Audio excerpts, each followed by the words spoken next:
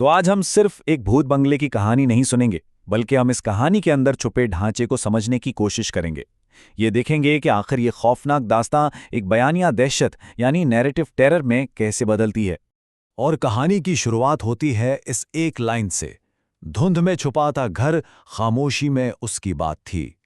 सुनते ही एक अजीब सा इसरार और तन्हाई का एहसास होता है ना? ऐसा लगता है जैसे ये घर कोई इमारत नहीं, बल्कि खुद एक जिंदा किरदार है। तो पहला हिस्सा है ममनुआ दावत। जैसा कि अक्सर खौफनाक कहानियों में होता है, सब कुछ एक वार्निंग को नज़रअंदाज करने से शुरू होता है। जानते बूझते खतरे की तरफ कदम बढ़ाया जाता है और यहीं से कहानी के मरकजी तसादम की बुनियाद पड़ती है। यहां हमें दो बिल्कुल मुख्तलिफ सोचें नजर आती हैं। एक तरफ है माया, जिसका जुनून है एक नेशनल अवार्ड जीतने वाली डॉक्यूमेंट्री बनाना। वो हर हाल में आगे बढ़ना चाहती है।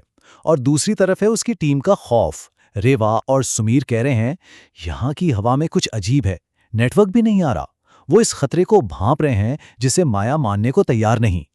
और फिर उनकी मुलाकात होती है इस घर की एक पुरस्रार बूढ़ी निगरान से, जो एक अजीब सी बात कहती है, अंदर तो तुम आ चुके हो, लेकिन बाहर जाने का रास्ता अब ये घर तय करेगा। और साथ ही एक सख्त वार्निंग भी देती है कि ऊपर वाले एक खास कमरे में हरगिज मत जाना। तो अब वो घर के अंदर हैं और यहीं से दीवारों के अंदर की सरगोशियां शुरू होती हैं। खतरे की पहली अलामतें। घर आहिस्ता आहिस्ता अपनी भयानक तारीख से पर्दा उठाना शुरू करता है और ये भी साफ हो जाता है कि उन लोगों ने आने वाले तूफान को कितना हल्का लिया था। सबसे पहला और सबसे बड़ा इशारा आतिशदान के ऊपर लगी ये खानदानी तस्वीर है। इस तस्वीर में बच्चों के चेहरों को बड़ी बेदर्दी से खुरच दिया गया है। बस माँ की आंखें बाकी हैं, और वो भी ऐसी कि लगता है जैसे उनकी हर हरकत पर नजर रखे हुए हैं। और यहाँ एक बहुत दिलचस्प बात होती है। माया फौरन उसका एक मंतकी जवाब घड़ लेती है। कहती है, शायद किसी पागल ने किया होगा, डरो मत, ये सिर्फ एक पुरानी पेंटिंग है। ये खौफनाक कहानियों का एक क्लासिक फॉर्मूला है, जहां मरकजी किरदार सामने नजर आने वाले माफूकुल फितरत सबूत को भी नजरअंदाज कर देता है। और अब कहानी का वो मोड़ आता है जहां से वापसी नामुमकिन है, नाकाबिले वापसी नुक्ता। घर अपने दरवाजे बंद कर लेता है। यहां से कहानी की रफ्तार अचानक बहुत तेज हो जाती है। अब वो सिर्फ तमाशाई नहीं रहे, बल्कि अपनी बका की जंग लड़ रहे हैं। वो ममनुआ सुर्ख दरवाजे की तरफ बढ़ते हैं और घर जैसे जाग जाता है। राहदारी में अचानक एक गैर फितरी ठंड फैल जाती है। दरवाजे के नीचे से एक गाढ़ा काला सा माया बहने लगता है और अंदर से ऐसी आवाज़ें आती हैं जैसे कोई पत्थर पर नाखून खर्च रहा हो। जाहिर है वो वहां से भाग खड़े होते हैं। फिर वो बाहर निकलने की कोशिश करते हैं, लेकिन मरकजी दरवाज़ा वो सील हो चुका है। किचन का दरवाज़ा ऐसा लगता है जैसे किसी ने बाहर से वेल्ड कर दिया हो, और खिड़कियां वो तो टूटने का नाम ही नहीं ले रहे हैं। तब उन्हें एहसास होता है, हम यहां फंस गए हैं। ये घर अब घर नहीं रहा, एक जेल बन चुका है। और फिर उन्हें एक आवाज़ सुनाई देती है, लेकिन ये उस बूढ़ी औरत की आवाज़ नहीं है। ये एक बच्चे की आवाज़ है जो तंज करते हुए कह रही है, छुपन छुपाई खेलोगे? जो पकड़ा गया वो हमेशा के लिए मेरा। ये वो लम्हा है जब उन्हें समझ आता है कि वो जिस चीज़ का सामना कर रहे हैं वो उनकी सोच से कहीं ज़्यादा भयानक है। यहां से कहानी एक नया मोड़ लेती है। अब ये सिर्फ भूत प्रेत की कहानी नहीं रही। अब बात वक्त के जाल की है, और ये आसेब कैसे काम करता है इसका राज खुलने वाला है। ये तस्वर बहुत ज़्यादा पेचीदा और खौफनाक है। और पहला ठोस सबूत उन्हें अपनी ही टेक्नोलॉजी से मिलता है। जब वो कैमरे की फुटेज देखते हैं तो उनके रोंगटे खड़े हो जाते हैं। एक मसखशुदा सायादार शक्ल पूरे वक्त उनके बिल्कुल पीछे चल रही थी, रीवा की गर्दन से सिर्फ चंद इंच के फासले पर। मतलब खतरा शुरू से ही उनके साथ था। फिर उन्हें तय खाने में एक छुपा हुआ दरवाज़ा मिलता है, और अंदर जो मंजर है वो नाकाबिले यकीन है। सैकड़ों मिट्टी की गुड़ियां रखी हैं, हर एक पर एक नाम और साल लिखा है। विक्रम 1992, सोनिया 2004। और फिर उनकी नज़र पड़ती है 3 नई अधूरी गुड़ियों पर, जिन पर उनके अपने कपड़ों के टुकड़े लगे हैं। तब उन्हें समझ आता है कि वो यहाँ के पहले शिकार नहीं, और घर उन्हें अपना अगला शिकार चुन चुका है।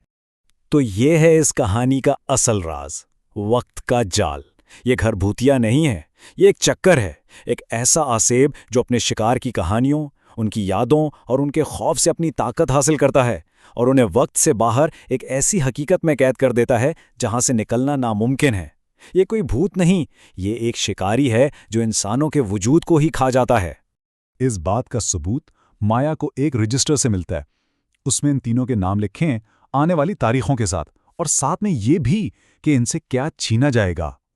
माया की आवाज, समीर की नजर, रीवा की रूह। मतलब इनकी किस्मत पहले ही लिखी जा चुकी है। वो एक ऐसे स्क्रिप्ट का हिस्सा हैं जिससे फिरार का कोई रास्ता नहीं। और इस आसेब की ताकत का सबसे भयानक मुजाहिरा तब होता है जब समीर चीखता है, मैं गायब हो रहा हूं, मेरे हाथ चले गए हैं, इसे मारा नहीं जा रहा, इसे मिटाया जा रहा है, इसके मौजूद को टुकड़े टुकड़े करके खत्म किया जा रहा है। और अब हम कहानी के अलमनाक अंजाम की तरफ बढ़ते हैं। एक नया चक्कर शुरू होने वाला है। ये राज खुलने वाला है कि इस घर से फिरार का कोई रास्ता था ही नहीं, सिर्फ अपनी जगह किसी और को देने का ऑप्शन था। इस आसेब को चलाने के लिए एक नए निगरान की जरूरत थी। वही बूढ़ी निगरान आखिरी सच्चाई बताती है। वो कहती है, मैं मर चुकी हूं, फिर भी मैं यहां हूं, क्योंकि ये घर एक याद है और यादें कभी नहीं मरती। अब तुम्हें मेरी जगह लेनी होगी। वो खुद भी एक शिकार थी और अब माया को चुना गया है इसकी जगह लेने के लिए, इस चक्कर को हमेशा जारी रखने के लिए। ये टाइमलाइन इस ना खत्म होने वाले चक्कर को बहुत वाज़े तौर पर दिखाती है। सबसे पहले माया, रीवा और समीर बड़े अरमानों के साथ यहाँ आते हैं। फिर वक्त गुजरता है और माया को जबरदस्ती बूढ़ा बनाकर इस आसेब का नया निगरान बना दिया जाता है। और आखिर में फिल्म बनाने वालों का एक नया ग्रुप वायरल वीडियो बनाने के लिए वहां पहुंच जाता है। शिकारी शिकार बनते हैं और फिर वही शिकार नए शिकारियों के लिए जाल बिछाते हैं। और अब माया, जो बिल्कुल बदल चुकी है, नए आने वालों का इस्तकबाल करती है। उसकी आंख से एक आंसू गिरता है, लेकिन चेहरे पर कोई तासुर नहीं, और वो कहती है, अंदर आ जाओ, घर तुम्हारा इंतजार कर रहा है।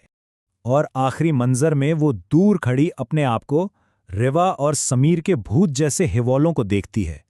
वो सब खामोशी से नए आने वालों को अपनी जगह लेते हुए देख रहे हैं।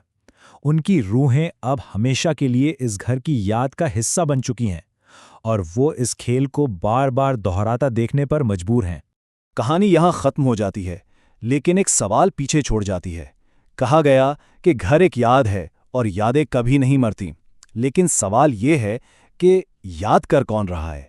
इस आसेब के पीछे असल शऊर किसका है या किस चीज़ का है? और यही वो सवाल है जो इस कहानी को हमारे जहनों में हमेशा जिंदा रखेगा।